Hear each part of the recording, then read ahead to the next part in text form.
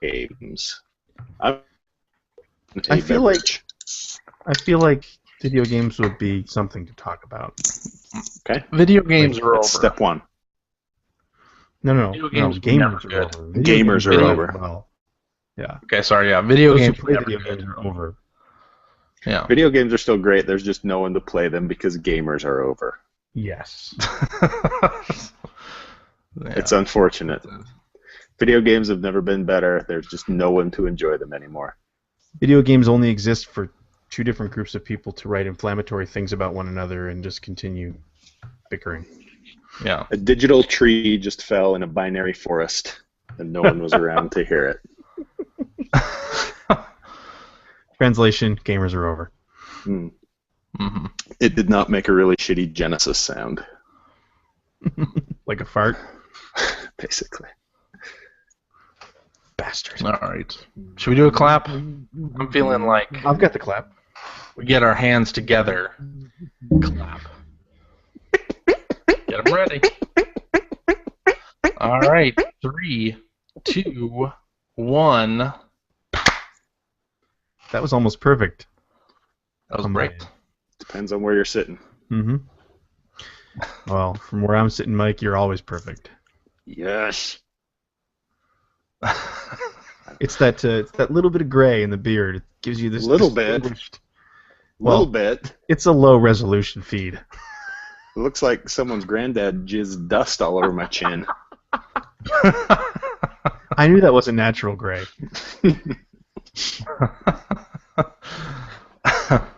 All right.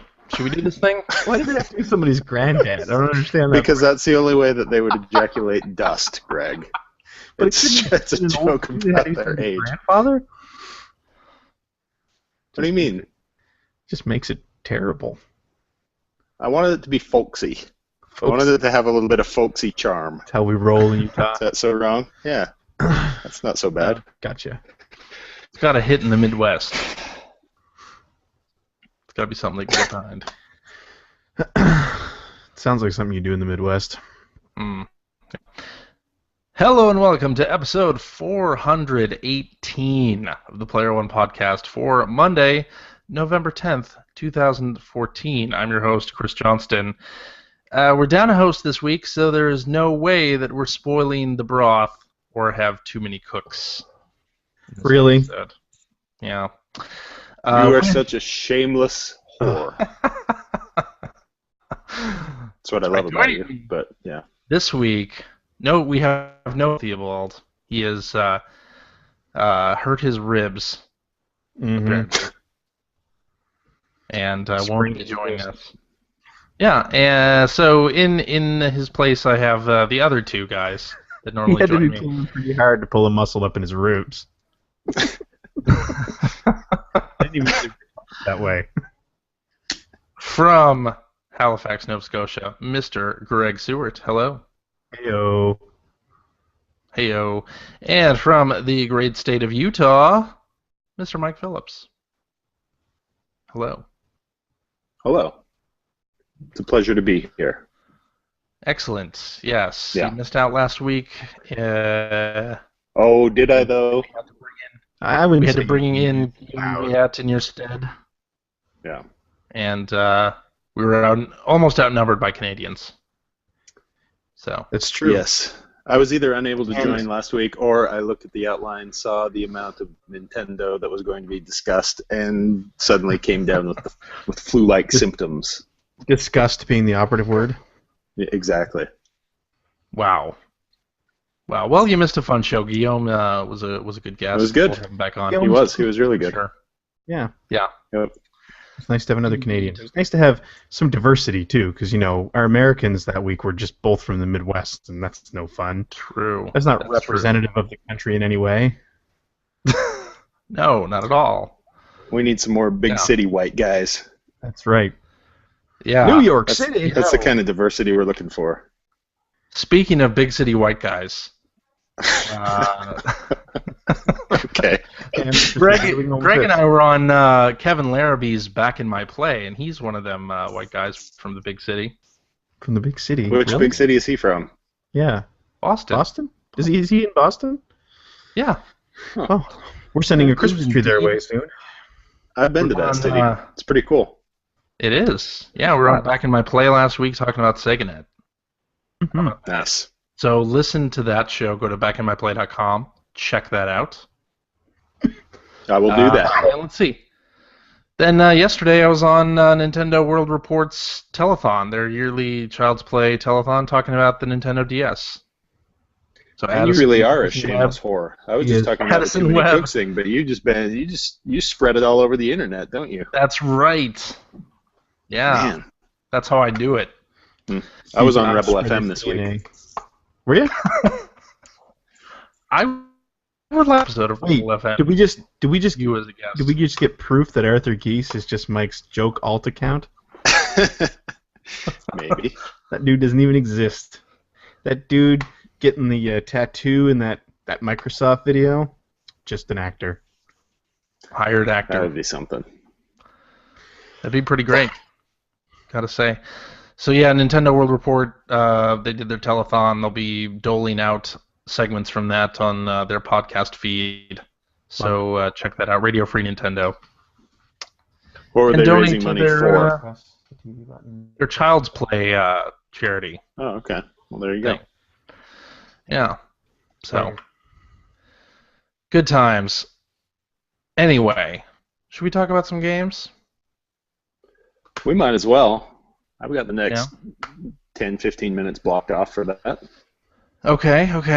If you guys saw this, but the cartridges from the ET Dig have started showing up on eBay.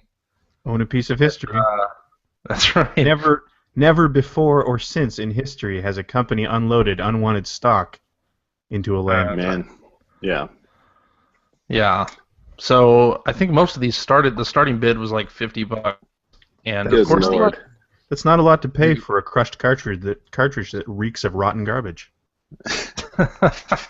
well, you'd think they would have Febrezed some of these anyway before they send them out. Comes right? with a free air freshener. Yeah. With the Atari logo, that'd be great. Like That an would be Atari air actually that freshener. wouldn't be bad. I'd pay $50 for a very little air freshener and a free crushed cartridge. Sure. Of course, the copies of ET went crazy. But there was other stuff in there too, like Asteroids, Missile Command, basically any Atari game you can think of. Any common included Atari in- cartridge you can think of. In the payload of things that were crushed and buried. You can buy for 50 cents at swap meets all across the country. The really funny thing about all of this is that it's making that terrible, terrible video game seem awesome by comparison to all of this horrible shit surrounding it now. Like it's making me like the video game more and all of this other stuff less. Yeah. Well, the documentary comes out November I can't 20th. wait. I will watch that Well, yeah. because Really? I'm dying I to would see too. how they make it seem relevant. Yeah. Yuck. Again, I think that, and you know, like a mystery. maybe Did this really happen? maybe they'll take this tack, and I think that there is an interesting story to be told there, but the story is actually the creation of the game and the situation that do it in the first place. But I do not have faith that that's what they'll do. No. Yeah, you don't make a massive publicity stunt in the middle of a dump in the desert if that's the tack you're going to take with the story. Right. Yeah. Yeah. Well, if you don't like that, maybe you'll like the first-person mode in GTA 5. Coming out shortly here. Tell you those screenshots for GTA 5 look pretty nice. Yes, they do. Comparison video with the little wipe to the side.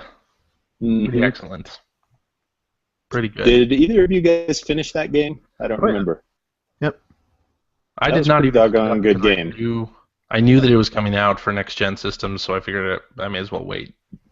Well, that was a smart move. Yeah, Why did you play it? Because it actually is pretty fun.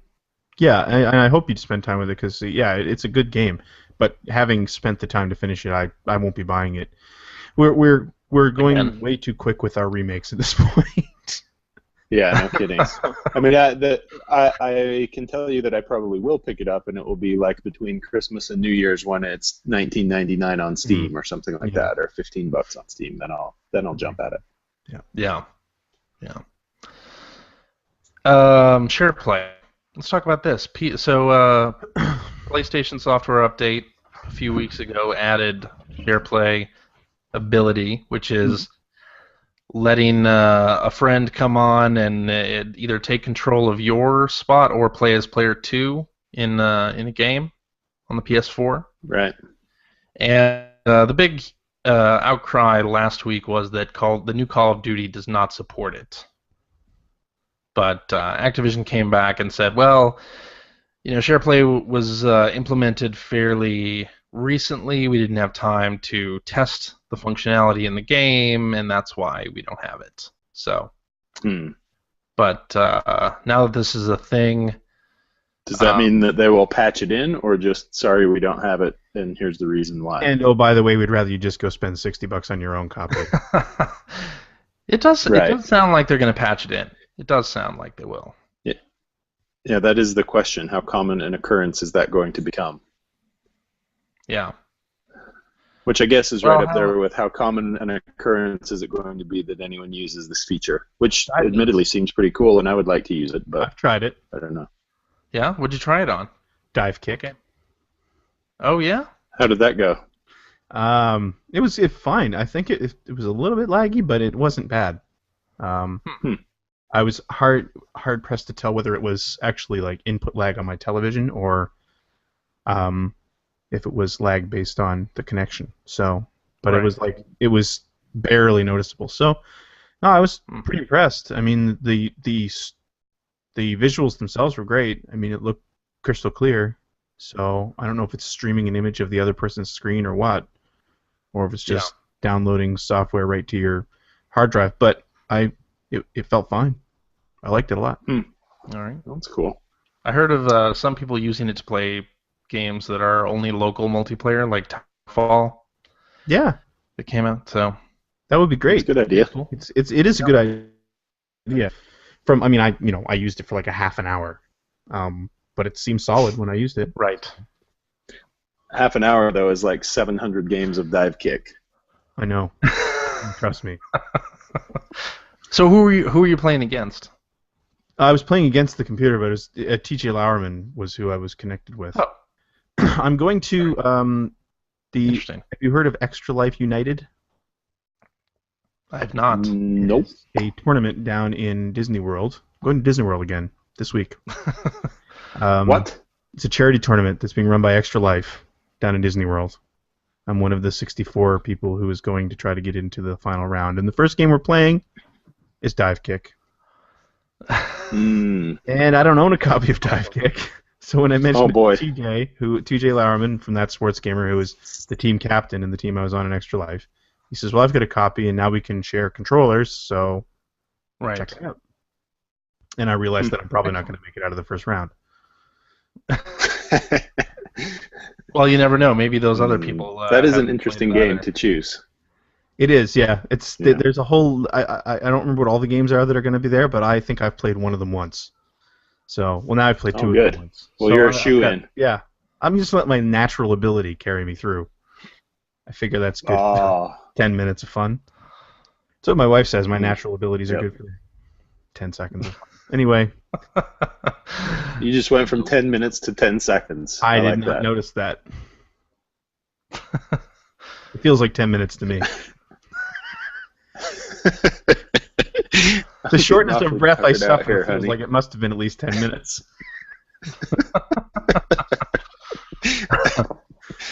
What were we talking about? Divekick. Divekick, yeah. Exactly. It's a euphemism for something. Extra Life United. So it's going to be streamed, apparently, on Twitch. So, maybe you'll be able to watch me lose in real time. Nice. I'm into that. Cool. So Blizzard. Heard of their it. first new IP in, 15 years? Something like that? Overwatch, a team-based shooter that looks all cartoony, sort of Team Fortress 2-ish.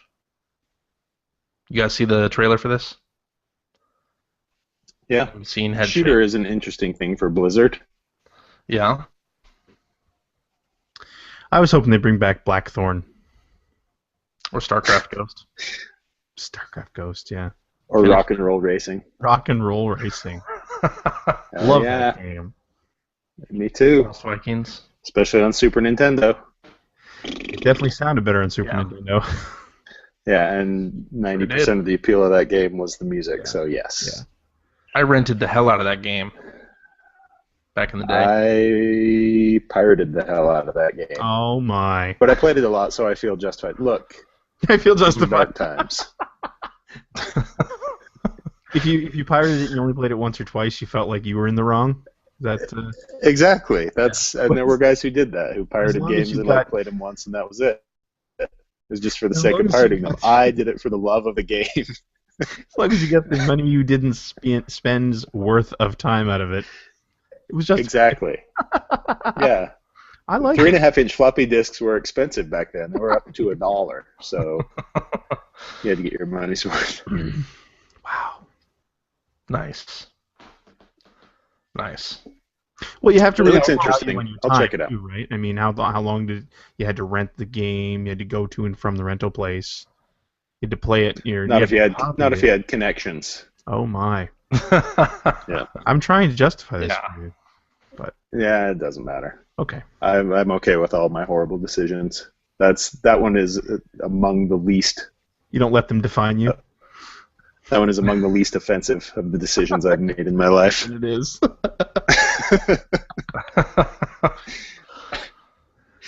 Yeah. Slain vagrants across the country can attest to that.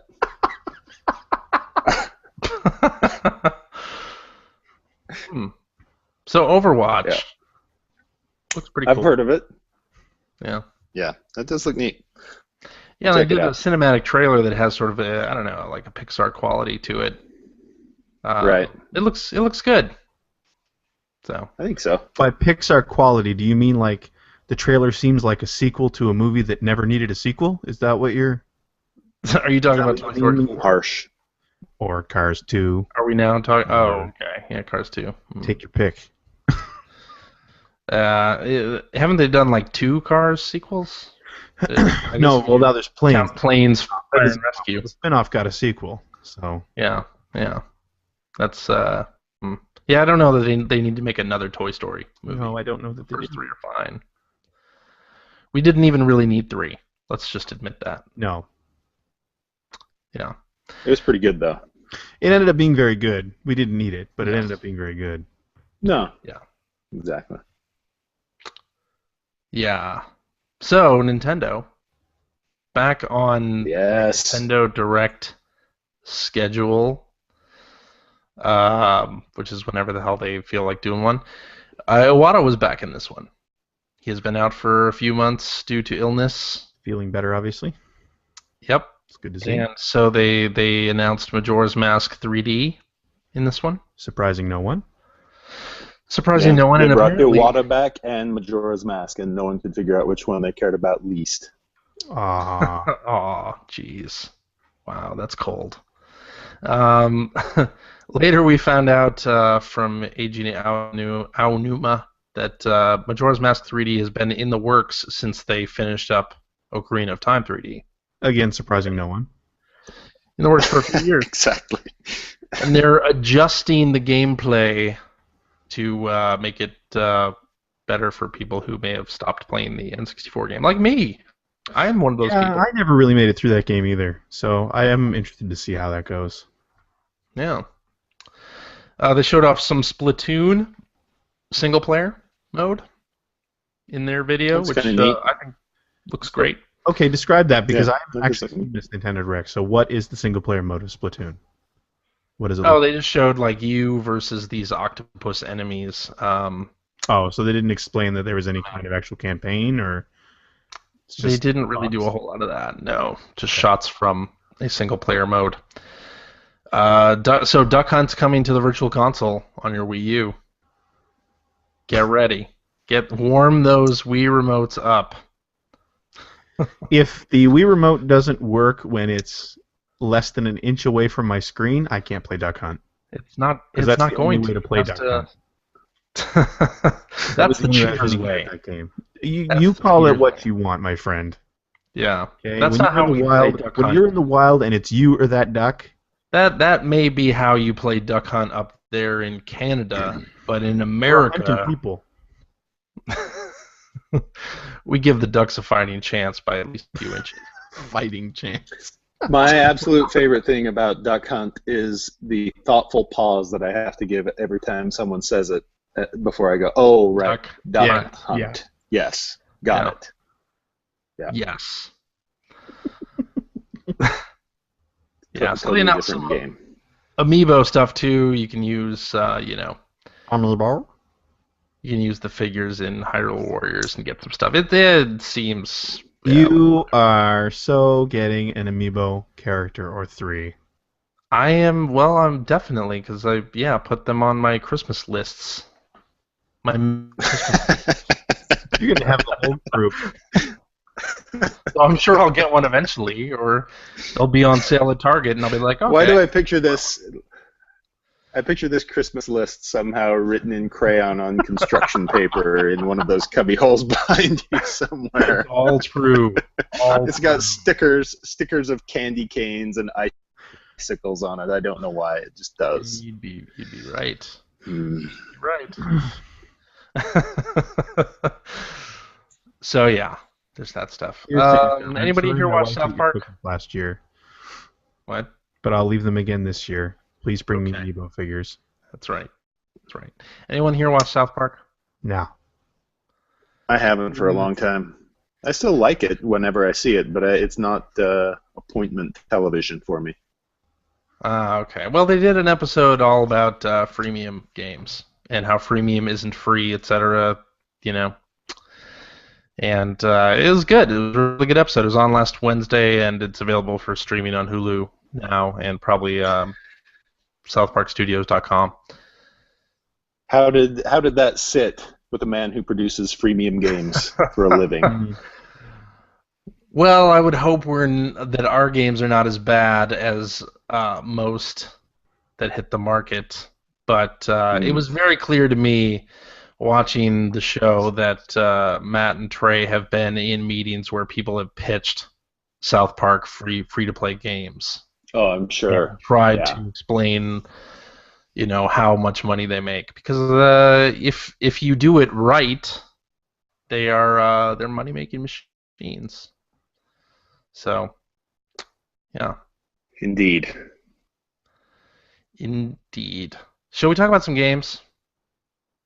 I Sure. feel like we should. I would love that, move on personally. to the games that we have played. I don't think Greg is really up for it, but I would like it.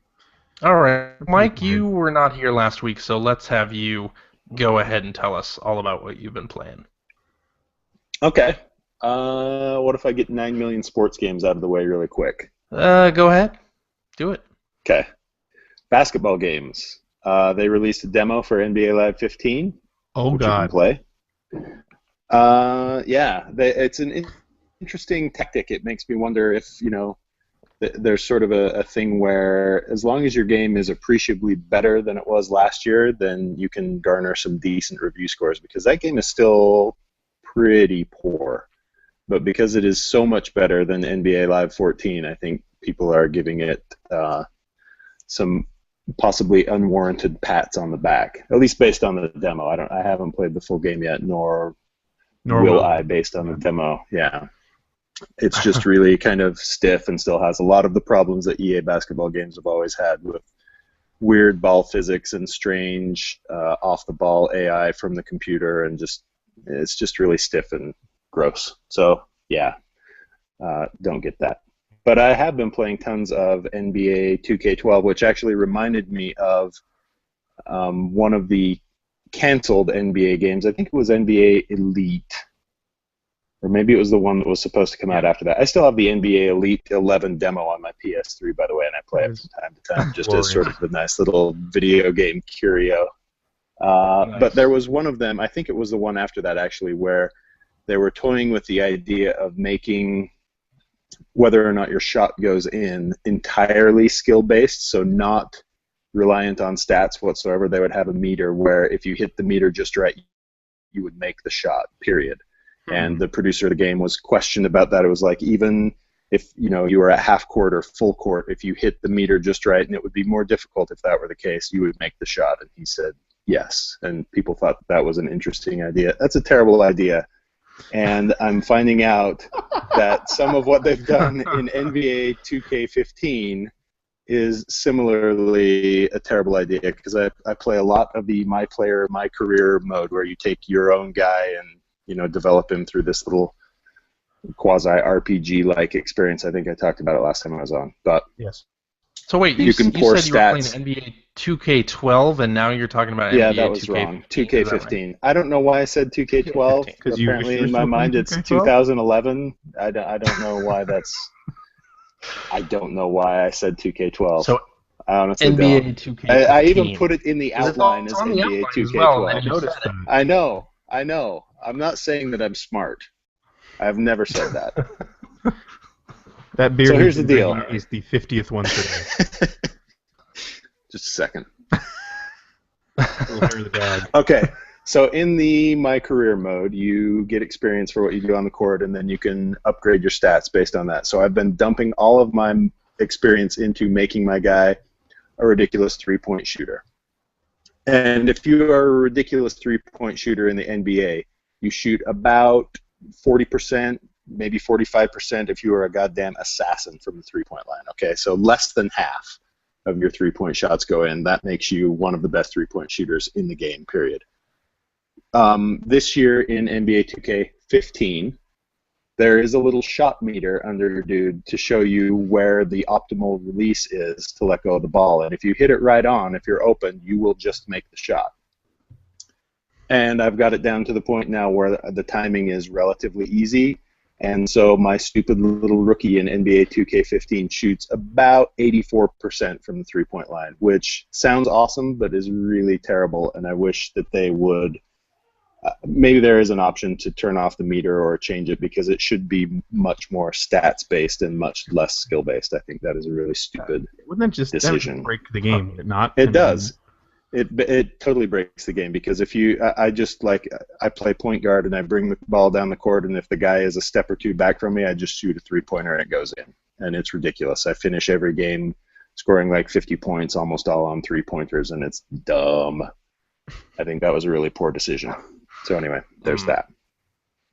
One other thing that I tinkered with in terms of sports games, people have been talking a lot, speaking of freemium games, about the Ultimate Team portions of EA's games, specifically Madden. They make a lot more money off of Ultimate Team than they do off anything else. Same with FIFA and some of the others. And there's been speculation for a long time that maybe they will just split those off into their own games. And they actually have. I did not realize that they had.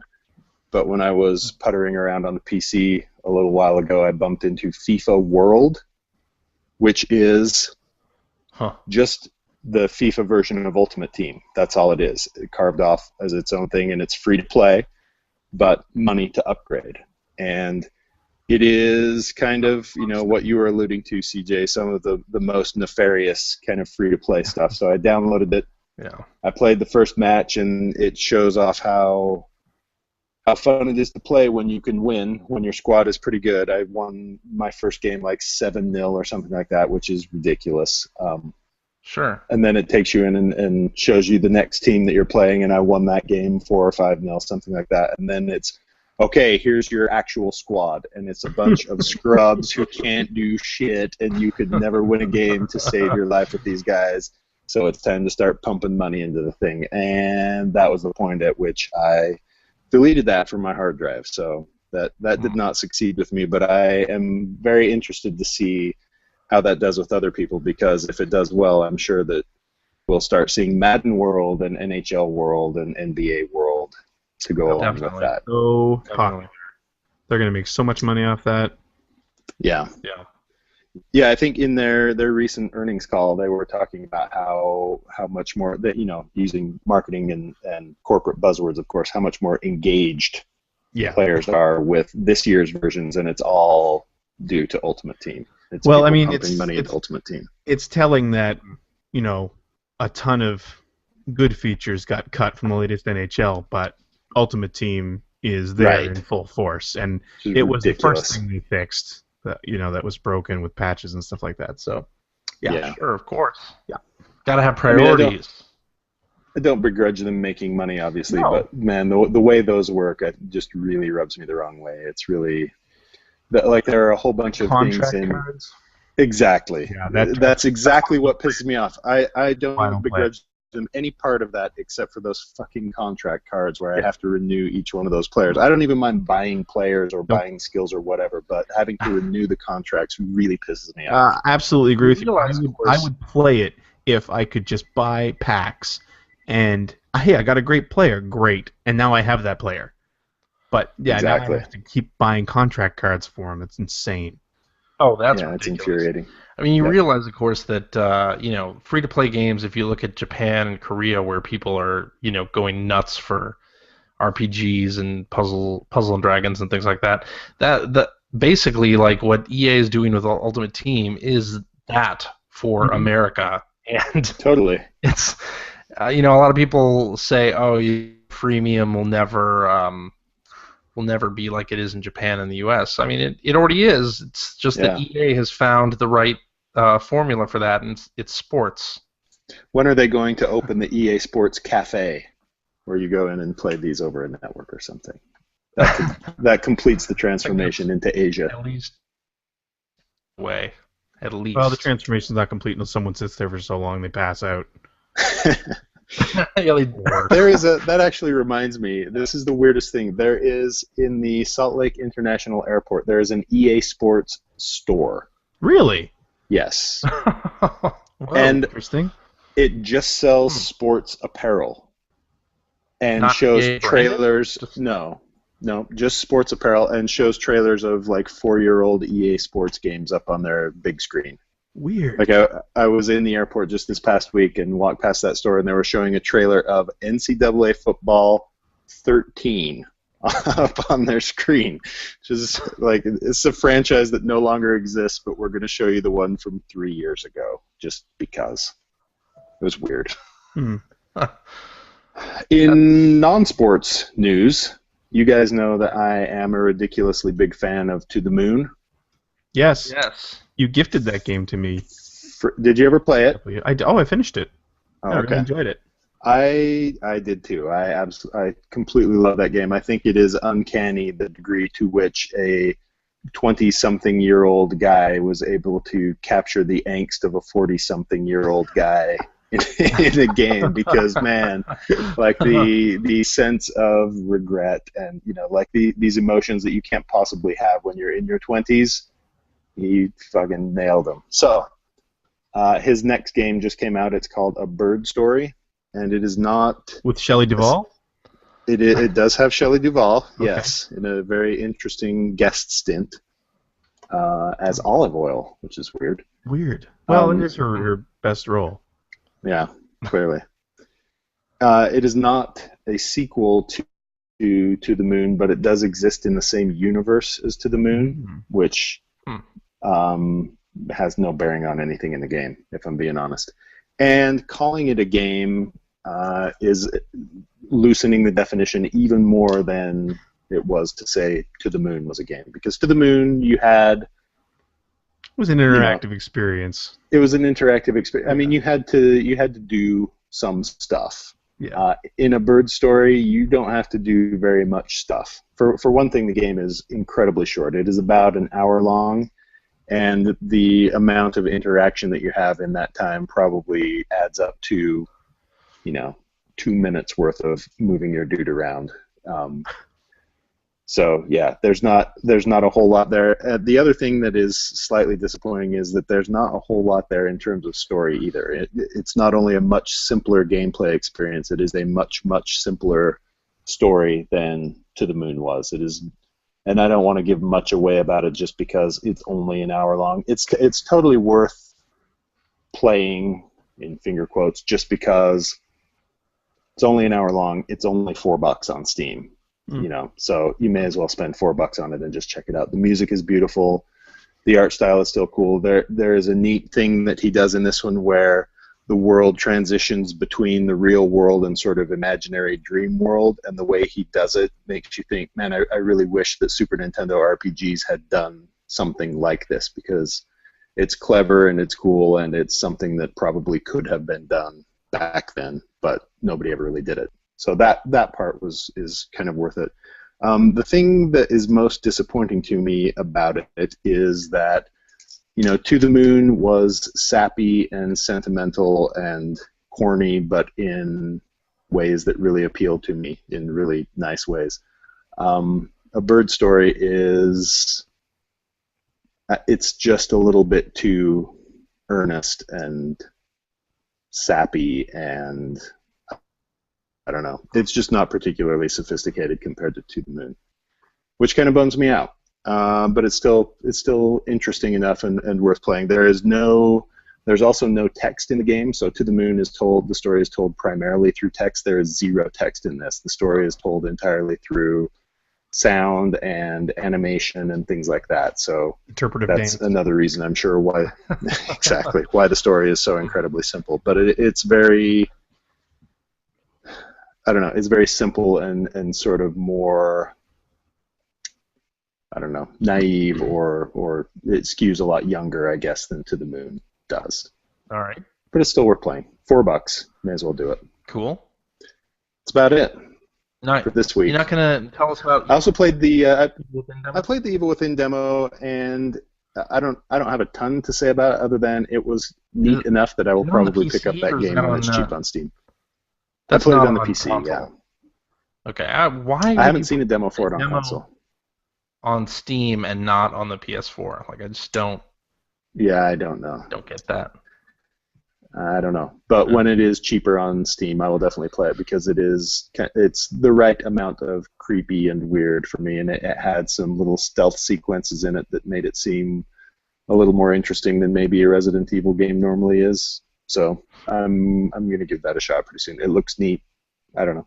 I don't have a ton to say about it other than I like the demo enough that I will play the game, and then I'll have something to say about it after I do that. Awesome. Fair. All right, Greg. So I went back and finished Murdered Soul Suspect from Airtight Games. I've been playing that for a while. Airtight Games. Pardon me? The now defunct Sure. Ed Freeze joint. Yeah. Defunct Airtight Games. Interesting. Yeah, so I went back and finished it, and I really, honestly, I can't explain why, because like if you were to ask me if I would recommend that game, I really wouldn't. But at the same time, I just felt compelled to go back and finish it. Maybe because I knew it was going to be kind of an easy thing to. I was near the end anyway. I knew I was near the end, and it was kind of just an easy thing to do. It ended up being okay. It's totally. You could tell that the scope was way bigger than what they ended up with. Like it just happens a lot, but it's so blatantly obvious in this game. Like it seems like it feels like they must have finally just said like, okay, you've got to put it out, either because the company was folding or Square just said like enough's enough. But like there's so many. The world itself is really well designed and really well realized. Like you're in Salem. The whole game takes place in Salem. And the whole thing is anchored in, of course, the Salem witch trials, because what else would it be anchored in if you're in Salem? And like I really like the way they handled it, because there's a lot of the city that you're in is it's kind of an open world game for the most part, and a lot of the town that you're in is very modern, but then sort of the different levels take place in the historic areas, right? So you would go to I forget what they call it, but it's one of the judges' houses, and you spend a lot of time exploring that place, and an old cemetery, and like the place where a lot of the witch trials took place, and it's really cool. And I think I kind of liked it even more because I actually have been there. My wife and I went there 7 or 8 years ago, and did like the touristy thing, and it was very neat. And they captured a lot of that essence in the game, so all that's really great. But then you do nothing in it. Like there's just going to these gigantic areas that are, like a big church, like, oh, this is really cool, and you don't do anything. Like, right. Spend time running through these big rooms that you can't interact with until you get to the. You remember when Alan Wake was an open world game, and then they trimmed that back and made that, Yeah, More actually, now scope. that you mention it, yes, that's a good point, and this game could have used that because Yeah.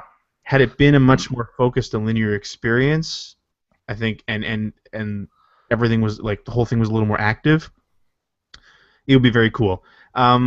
But I love the idea and I love the environment and the story was kind of neat, but the whole thing just doesn't hold up when you actually play it. So That is too bad. yeah, but I did finish it. It's it would have been neat to see if somebody had come in and really focused that game and given it like another 6 to 8 months of development. I think it actually could have been something really special. That's too bad, but yep, finished it up. I also finished Costume Quest 2. Did anyone else play this? Did you guys play I it? haven't yet, and I No. love the first game, so I'm definitely interested. Okay. Tell me it's better than the first game. I'll tell you that force your way through the first hour. Okay. It starts off really slow, which I mentioned last week. I don't know if you listened to that at all, but it's. I mean, you remember the first game was extremely simple, Right. and Yeah. the beginning of this game, well, this game in general is more of that, but it starts off really slow. The story just takes too long to get going, but once it gets going, after about an hour, it's great. It's what I wanted from a Costume Quest sequel. So Yeah, the only thing that I really want from a Costume Quest sequel is a whole bunch of new cool things to transform into. That's all that I really care about. That's one of the things that makes the first bit so hard to take because you really don't get that. Anyway, like you get two, the whole joke, of course, being that, like in the first game, you get two costumes and one of them is Candy Corn, and Candy Corn can't do anything when it's in battle, right? So, like every time it's Candy Corn's turn, you get a little quip that's always funny. Like Candy Corn is letting the battle come to him and stuff like that, but he can't do anything, so he's just a gigantic piece of candy corn. And you're sort of stuck with that for a long time at the beginning of the game. So the cuteness of it wears off. Yeah, that's kind of a drag. But once you get past that, the game really opens up. There's some... You're going to love it, too, because it's all based on time travel. But oh, boy. It gives you a ton of different areas to visit, and there are some scenes in the end of the game in particular that just made me smile. Like I really enjoyed what I saw. So it's worth getting through that first bit to get to the end. Okay. And hey, if you want to play with Candy Corn, there's a trophy for playing the entire game with Candy Corn. Huh. That sounds terrible. Mm-hmm. And the writing is great, as usual. Like the dialogue in the game is cute and witty and clever, and yeah, that's cool. I really dig that game. Yeah, I'm definitely gonna play it. It's just a matter of when. I started out being really disappointed. When I finished it, I was really happy I'd stuck with it. Good. And yeah, so the only other thing that I've really played this week is Sonic Boom for the 3DS. There was a demo released. Yeah, right after the Direct, right? Yeah, which somebody on Twitter reminded me of. I'd totally forgotten about it. So I tried that out. It's all right. I cautiously optimistic that it'll be good. It's a 2D game, all polygons, all 3D of course, but played in 2D style, which I always had mixed feelings about because I feel like Sonic never ever made the transition well from right.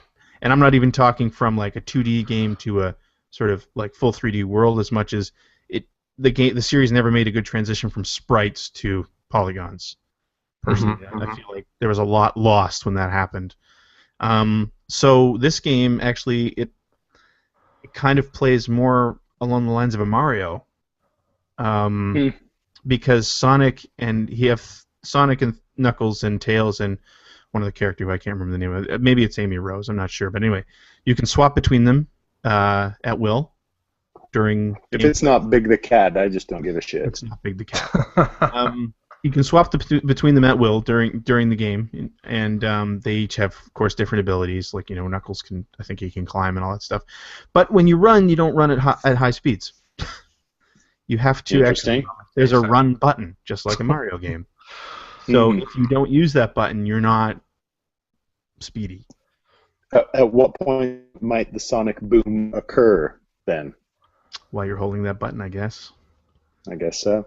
So, yeah, I mean, it's very, very Was it platform heavy, which press people X to boom? Is that? Well, it actually does one of those things that I hate about. It actually does one of those things that I hate about the more 3D Sonics, which is, Sonic going through a loop and stuff like that is a trademark, obviously, of the series. Right. But in recent years, in recent games, that's always been an automatic thing. It's like you hit booster and then you lose control, and he just goes through this little sequence, and that's exactly what they do in this game. So I don't know. I'm not sold on it yet. I'll see how the console version is, but yeah. There's a demo of that too on Is there? in December. Oh, okay. In Not out December. yet. The game comes out like next week. I know. The demo will be available in December. Okay. Apparently. Anyway, yeah, it I don't know. I was a little disappointed with what I played. And those character designs I'm not feeling at all. They look weird. In game especially, they look weird. Yeah. So that's pretty much what. Oh, and I picked up Freedom Wars I did too. because I traded some stuff in and it was used and Freedom cheap. Wars. Is Big the Cat in that? Yes. Very good. Excellent. I've already reduced my sentence to 999,908 years. So I'm going to be interested to see what you think of that game, Stewie. Because have you been playing it? I played a bit of it. Okay, yeah, I played a bit of it too. And it strikes me as one of those games where I'm really behind the concept, I'm really behind some of the gameplay, but then other parts of the gameplay just like really rub me the wrong way. Right. That weird Japanese way where it's like, okay, you have to pick up this hostage and run them to a goal. See, I haven't even played it enough to see that. While you're hitting the run button, you can't move left or right, you're just going straight. Well, you're dashing. Well, yeah, I guess so. I mean, CJ, you are dashing. I've always thought so. Oh, okay. Well, thank you. Thank you. Hold on a second. There we go. I like the world that they've created. I do too. I Yeah, like it's the interesting. absurdity of it. Like the whole thing about, because of course using the whole trope of you're an amnesiac, so that's the reason you don't know anything about this world. But the fact that getting amnesia is a crime. And the way they explain that, it's sort of like so Demolition absurd, Man. but I kind of like it.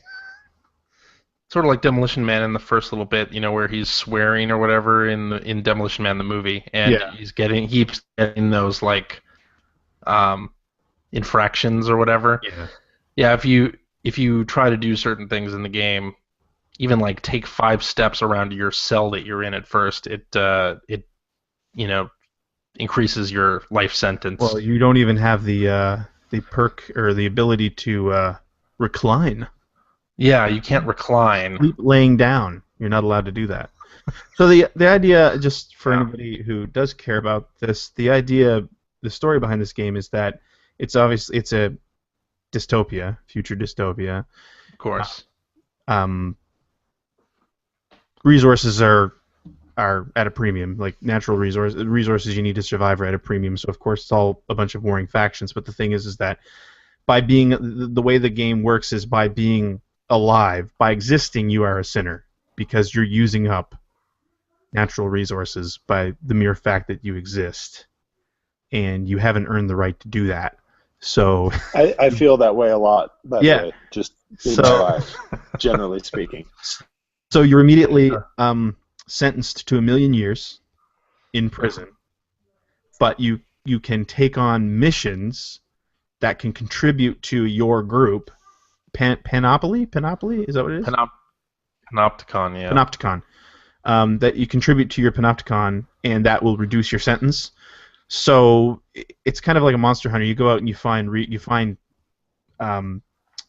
just all kinds of different stuff like med kits and also materials you can create weapons with. But then the question is like, do I contribute these materials to my group and reduce my sentence, or do I keep what I want and build better weapons to go on bigger missions to reduce my sentence even more. Right. There's sort of that, that balance there, but it's a ridiculous story, and I kind of really love it so far. But I haven't decided. Combat is fun too. The combat is pretty cool.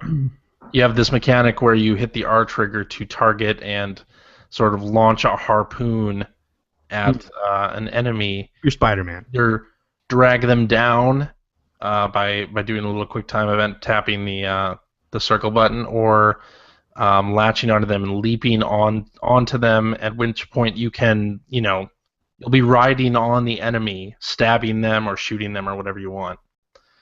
It's interesting. And we'll have to play some online. We both bought this because Kevin Larrabee guilted us into buying it. Yeah, I blame Kevin Larrabee. But I found it for $20, so... I had some PSN credit, so it was all good. Found it for $20 and I offloaded Tomodachi Life, so I'm happy. That is a good choice, I think, personally. And they were all out of Fantasy Life at that EB, so I got this instead. Oh, Fantasy Life is good. That is a good time video game right there. I put games like Animal Crossing and Fantasy Life into the same sort of genre as me as good time game. Really? If you just want like a very joyful, happy, fun time, you go for those. Go for Animal Crossing. Why would I want a happy, joyful, fun time? Yeah, exactly. Miserable. You want a dystopian future. Have you noticed in video games in the future it's always just, terrible? Nobody's ever happy in the future. Things are always, terrible. All right. Speaking of that, George Orwell. Sunset Overdrive. I've been playing a lot of that on the Xbox One. I really love this game. I think this is the Xbox One's first real must-have exclusive. And that's because I'm not into shooters, so Titanfall Titanfall is all right for the first week and a half. Isn't Sunset Overdrive a shooter? Sunset Overdrive is a shooter. However, it's more a third-person open-world exploration game. So it has taken what I love about Crackdown, Infamous, Dead Rising. There's a little bit of that, just because the characters are so over the top in there, and blended it together in a nice way. I find myself not really going on the main missions, so just wandering around the city, exploring and shooting dudes. There's a lot of that. And, Infamous Second Son, I thought the environment was very sparse and didn't feel alive. And even though in Sunset Overdrive, in Sunset City, there really are no people wandering around, or not many. There are some. I find the city design in this to just be a lot better. There's just a lot of layers going on here, and a lot of detail in this city. And it's sort of weird when you get off like a power line or just walk around. You walk really slowly through the city, and you realize just how huge these environments are that you're sort of skating past very fast as you grind your way through. But I'm really enjoying it. I don't know if I haven't played any of the online stuff, but I'll have to do that next. What does the online entail? Is it like a typical kind of deathmatch kind of thing, or no? What is it?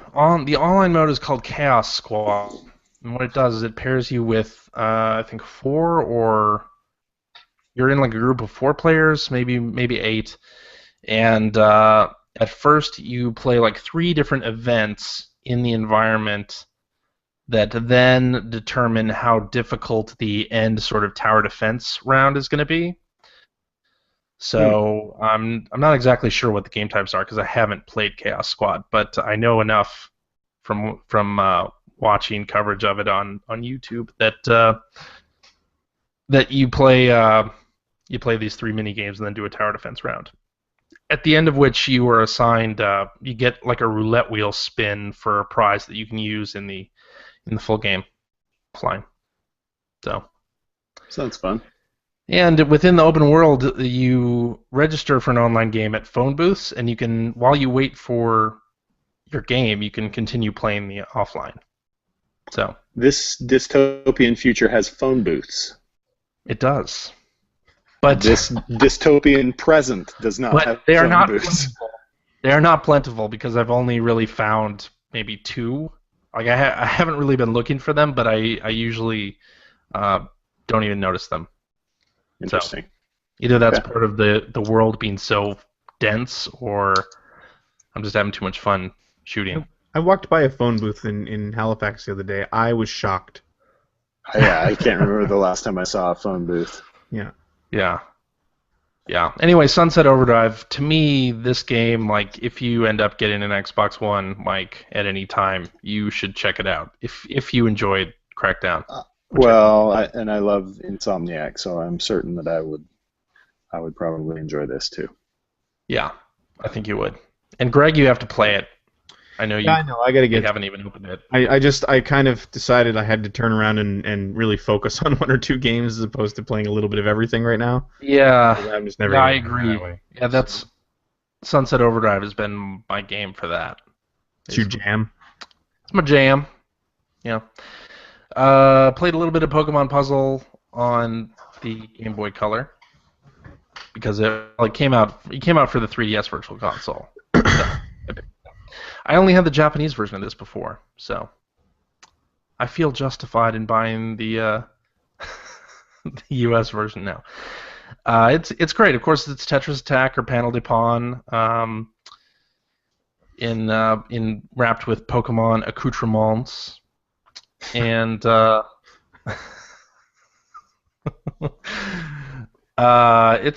it's good fun. I love Tetris Attack. I love Panel de Pon. I love Planet Puzzle League. Whatever game Nintendo happens, or whatever theme Nintendo happens to shoehorn onto this concept, I am a big fan of that. They have not done so in quite a few years, but I kind of wish they would bring that back. Your mentioning Tetris actually reminds me of one other game that I played this week, which is Tetris. I was probably sitting in a coffee shop. Yep. Kind of bored, and I was poking around the App Store and noticed that there was a free Tetris game from EA. And the reason that it is interesting is it features a mode called One Touch mode. One Touch, yeah. Have you ever seen this? I have. I have played One Touch mode. It is the dumbest thing I've ever seen. Imagine Tetris for where dummies. you don't have to do anything. That's Tetris One Touch mode. You're playing Tetris, and it shows a little ghost of all of the possible positions where the block could go, and you touch where you want to put it, and it puts it there magically. That's right.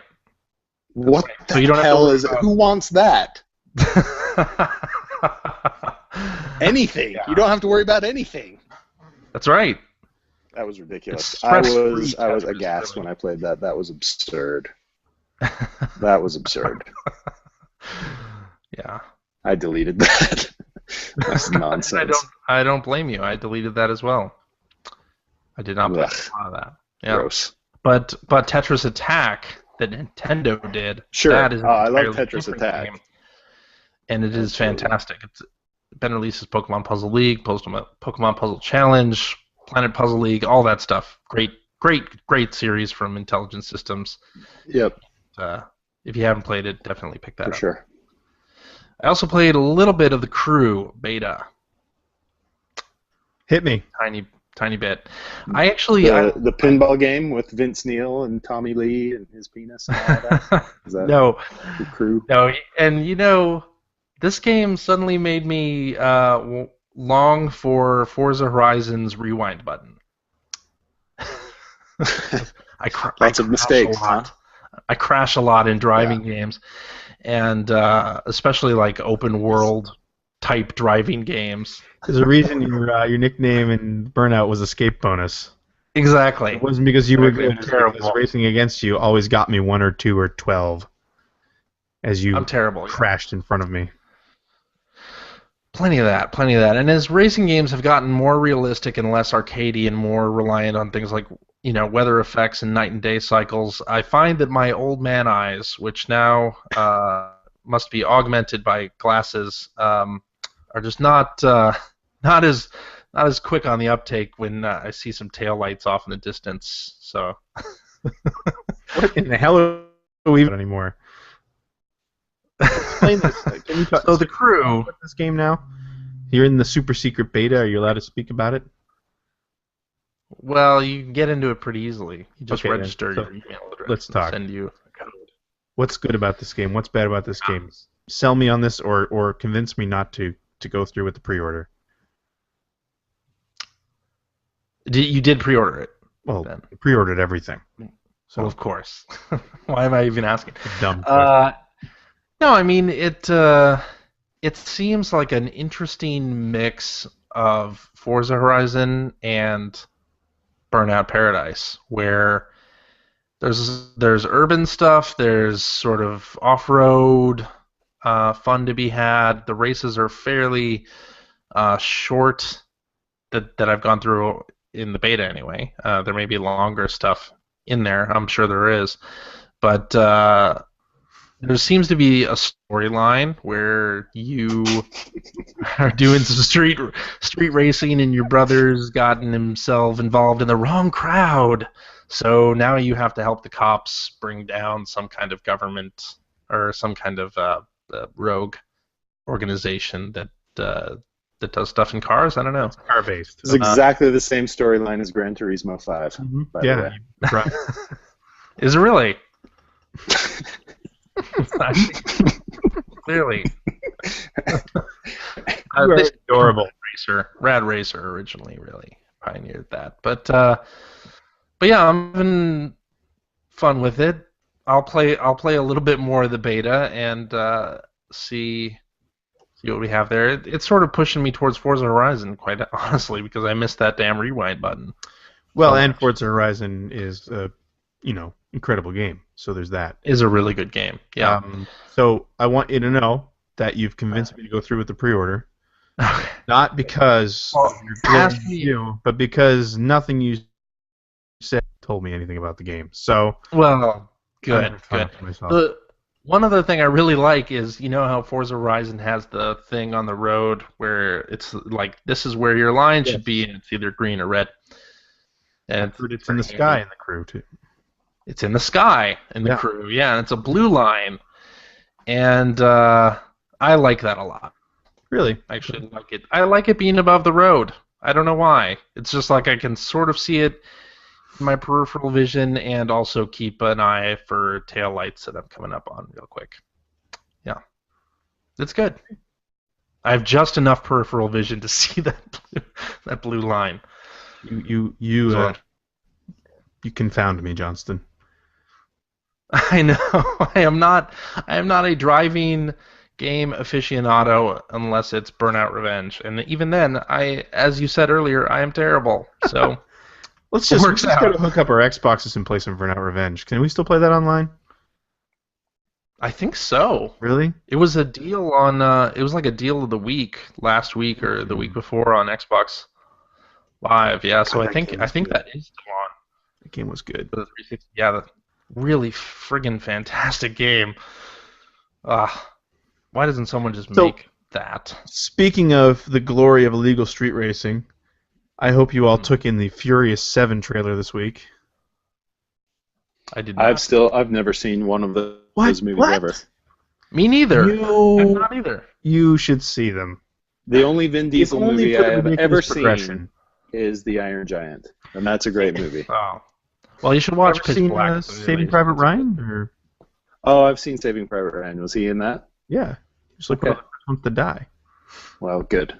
What? And Pitch Black is good. Pitch Black's fun, yeah. The sequels suck, but Pitch Black is fun. Yeah. You should, seriously, I would pay money to sit with you and watch all the Fast and Furious movies. Oh, God. And record the reactions, because not only for the joy that is each movie, but as you start to realize the story progression from the first movie all the way to now the 7th, or I guess 8th technically. Oh, so they do link the stories throughout all 8 movies. Oh yeah, and they're basically superheroes now. So that's the best part. Oh, good. You Brilliant. Seriously. Yeah. For a story that started out as illegal street racing in California, they're all basically James Bond now, and it's great. Awesome. It's so good. I do love Bond movies. If I'm ever in Utah, I'm bringing all my discs and we're watching them. So clear your calendar. When is that going to be on Netflix? Because I keep waiting. Yuck. I'll watch it when it's on Netflix. If that's ever on Netflix, we do seriously need to sit down and do like a riff track on it together or something. That'd be good. Yeah, if any of those are on Netflix, I'll check them out. Okay. I thought you were going to say I'll cancel my subscription. And seriously, you're never going to watch any of these movies. I know that. But watch the trailer for Furious 7 because you don't need to know what's going on to enjoy it. It just keeps giving and giving. Okay. Well, I love things that keep giving and giving. Yes. All right. Should we do some tweets? Sure. Uh-huh. I think we should do some. So let's do this one from Hacker Alias Tripon01. He says, "What do you look for in reviews in general, not just gaming? Also, best city for BBQ." Tortured links to the Icarus myth. That's what I look for in a good game review. Yeah. I look directly at the score. And then if I want to go beyond that, I read the little one-paragraph summary. And then I pretty much just read it to edit grammar and spelling.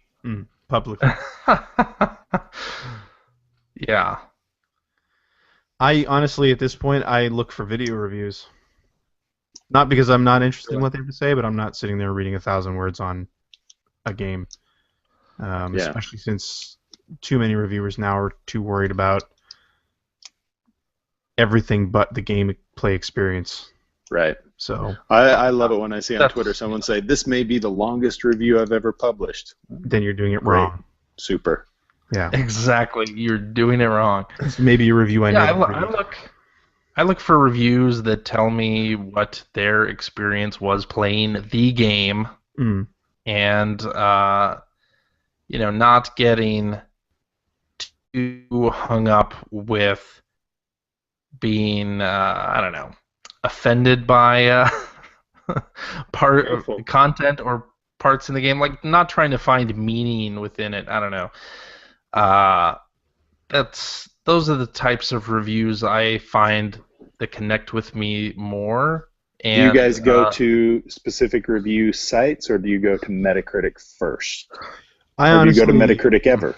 I go to game trailers, just because, like I said, a video review, to me, I don't see why you wouldn't have a video review nowadays. And, I mean, you learn so much more from just being able to see footage of the game than you'll get from any reviewer we have working in the enthusiast press right now. No offense, but... Yeah, I feel like listening to someone describe the mechanics and what they like or dislike about them while I'm seeing footage of them doing those things best illustrates whether I'm going to like this game or not. And then other than that, I listen to podcasts of people and check out Twitter and take certain opinions with a grain of salt and totally buy Freedom Wars when Kevin Larrabee insists that it's a good game. Yeah. Things like that. If you tell me something's really good, Mike, I'll try it out. If I go to I don't even go to Metacritic. Man, that could go so many ways. You see what I'm saying, right? Yeah. Oh, yeah. Jumper cables on the nipples. Try it. It's fantastic. Absolutely. I'm talking about video games. Oh. I tried that the first time you mentioned it, and I am... So. Nice. I go to Metacritic, and I usually look at the top review and the bottom review. I'll read those two just to get a perspective on the range of opinions on a game, unless there's not a very big spread. But if there's someone that's a 94 and someone that's a 42, I really want to read these two wildly different perspectives. I find that entertaining. I really like Giant Bomb's Quick Looks, and Game Informer does this thing called Test Lab, I think it's called, where it's a very similar thing where they have the people who reviewed the game sit there and play it, and somebody who may not have reviewed the game asks questions while they do.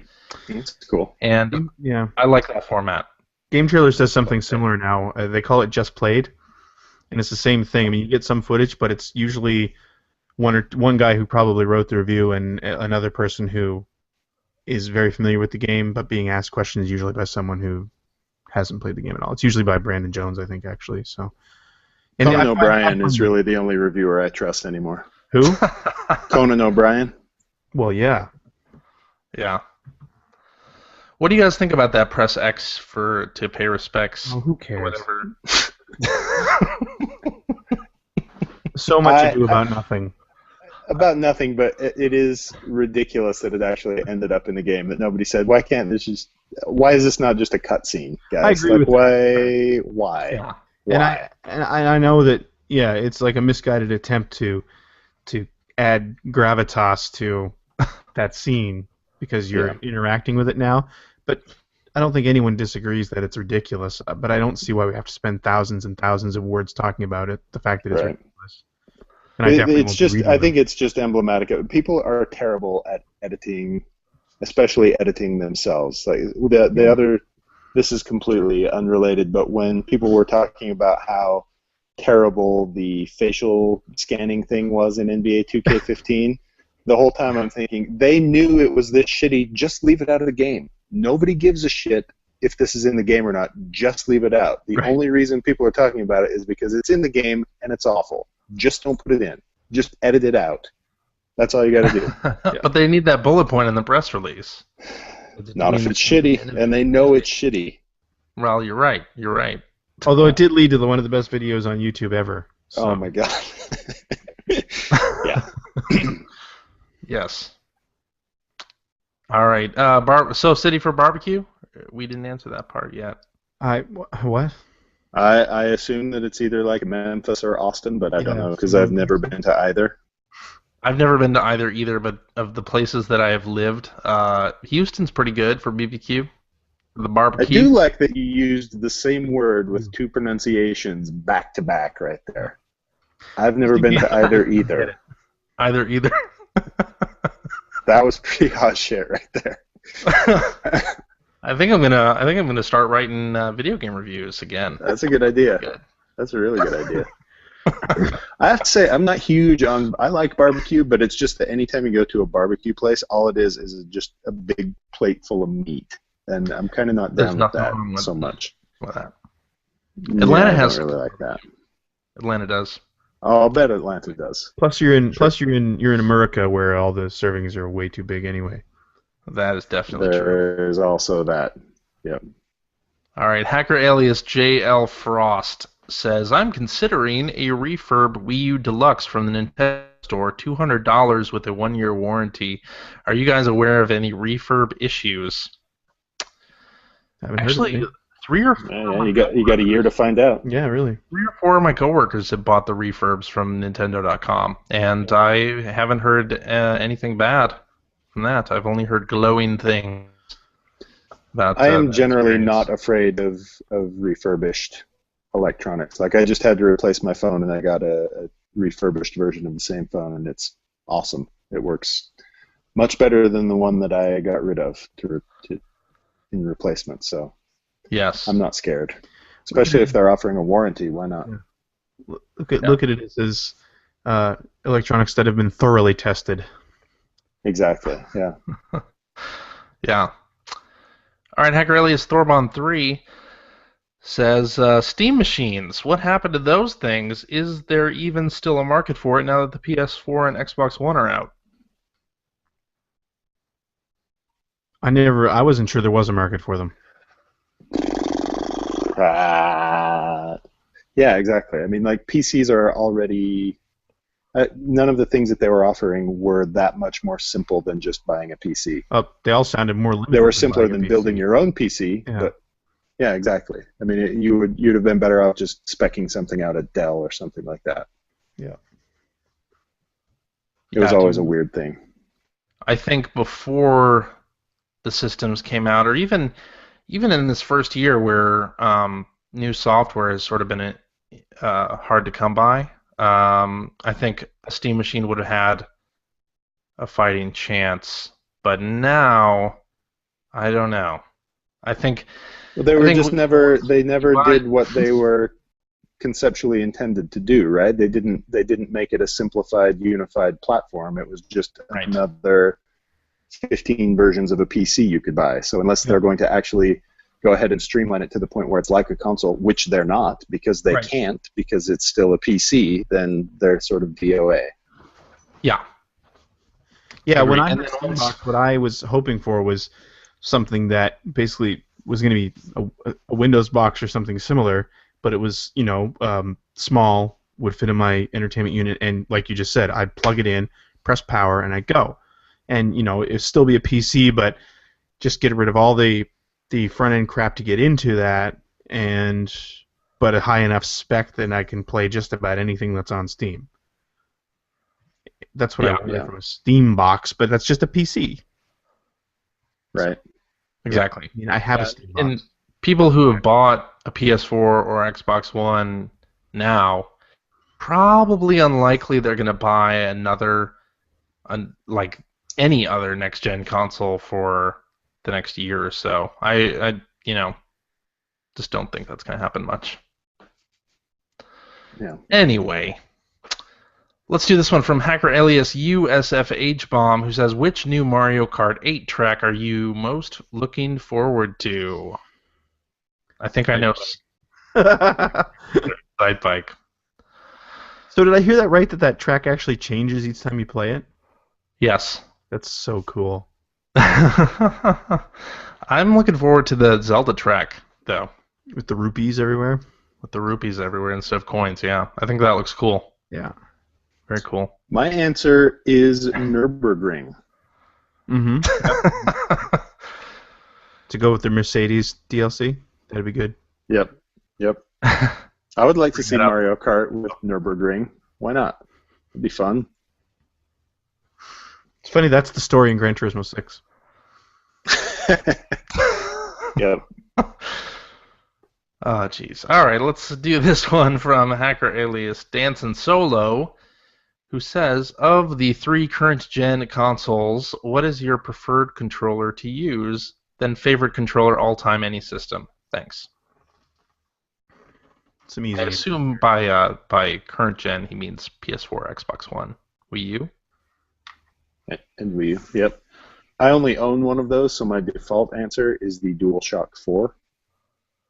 Yeah. I'm a fan of the Xbox One controller. Yeah, I am too, and I think part of that comes down to, I like the DualShock 4's new triggers. I like that. But then I feel like the touchpad is completely underused in everything. Like, I just don't feel like they've come up with a decent way to use that, and so for that, to me, is completely wasted. Whereas, the Xbox One controller having that extra intensity rumble triggers, like in Sunset Overdrive, when you start running out of ammo for a particular weapon, it starts vibrating harder on the trigger, and I like that a lot. So I'm going to say Xbox One as well. Yeah. It's pretty close, but... And your all-time favorite? Something better for that touchpad. Genesis 6 button. Favorite.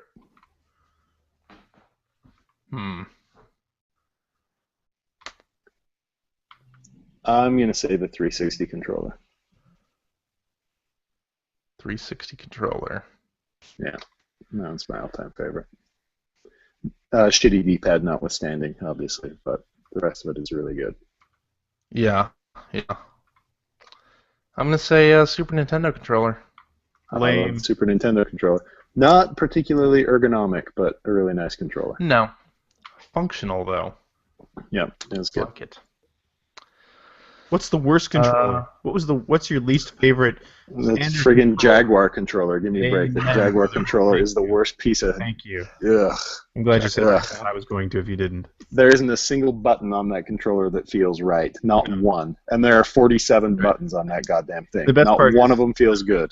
Some of them you can't even reach in any comfortable way without taking your hand off the controller. Exactly. Yeah. That's not good stuff. Yeah. That's the worst. All right. I think that's Therefore it. you am. What? You think, therefore you am. I think therefore I am. Let's do this last one from Hacker Alias Jam and Scott. That's one of my favorite things to put on toast. Jam and scotch? Something like that. It says, "Hello, podcast. I recently read Hello, podcast. and loved it. What are some other good books based on video games?" Definitely Game Over. Game Over. Ultimate History of Video Games. The Bible, I think, is a good one. Yeah. You want the Ultimate History of Video Games.